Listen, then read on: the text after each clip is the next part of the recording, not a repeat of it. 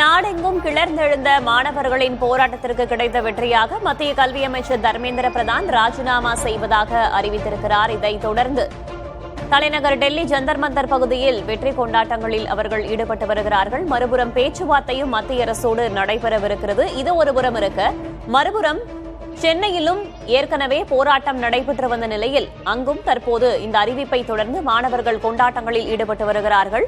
அங்கிருக்கும் மாணவர்கள் என்ன பேசினார்கள் என்பதை பார்க்கலாம்.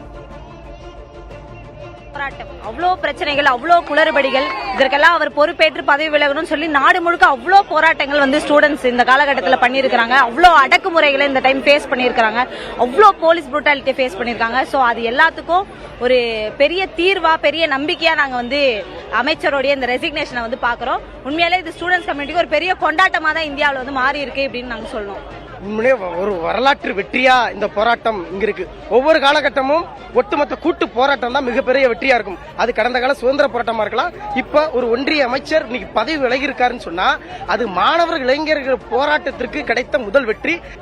மோடி அரசாங்கத்தில் அவங்க கேட்டிருக்க கோரிக்கைகள் ஆல்மோஸ்ட் செட்டில் ஆயிருக்கு. அதுல ஒரு முக்கியமான கோரிக்கை போராட்டக்காரர்கள் மீது போடப்பட்ட வழக்கை திரும்ப பெறும். தமிழ்நாடு அரசும் கடந்த 4 நாட்களாக இந்திய ஜனநாயக வாலிபர் சங்கம், இந்திய மாணவர் சங்கத்தினுடைய தோழர்கள் மீது தமிழ்நாடு முழுவதும் நடைபெற்ற போராட்டங்களை வழக்கு பதிவு செஞ்சிருக்காங்க. இந்த போராட்டத்தின் வெற்றியை முழுமையாக கொண்டாட வேண்டும் என்றால் தமிழ்நாடு அரசு, ஜோசப் விஜய் தலைமையிலான அரசு இந்த வழக்குகளை திரும்ப பெறணும், போராட்ட வழக்குகளை திரும்ப பெறணும்.